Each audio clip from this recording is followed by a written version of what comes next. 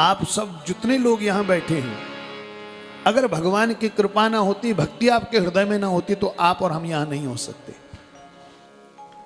उत्पन्ना द्रविड़ी साहम, दूसरा अर्थ भी है। बोले भक्ति कहां उत्पन्न होती है? बोले जब आपका हृदय द्रवित हो जाए, दूसरे के दुख में दुखी होने लगे, दूसरे के सुख में आनंदित होने लगे, तो समझ लो आपके हृदय में अब भक्ति का प्रवाह होने वाला है। लेकिन अपने दुख में तो आंसू, ये मोटे मोटे आंसू, और दूसरे के दुख में हा हा हा हा, तो फिर भक्ति है क्या? बोलो नहीं। भक्ति का प्राकट्य ही हृदय की पिघलने से होता है।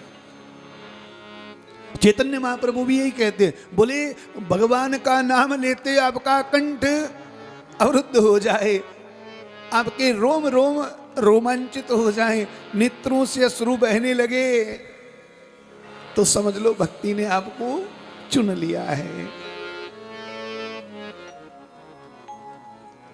और भक्ति कहती मेरे दो बेटा हैं, ज्ञान और वैराग्य। आप समझ लो, आप ज्ञान को पाना चाहो तो भी भक्ति की आवश्यकता है, आप वैरागी बनना चाहो तो भी भक्ति की आवश्यकता है। बिना ज्ञान, बिना भक्ति के ज्ञान वैराग्य नहीं हो सकता। पर सावधान, भक्ति की आंखें हैं ज्ञान और वैराग्य। अगर भक्ति तो है और ज्ञान वैराग्य नहीं, तो आपकी भक्ति बांझ है।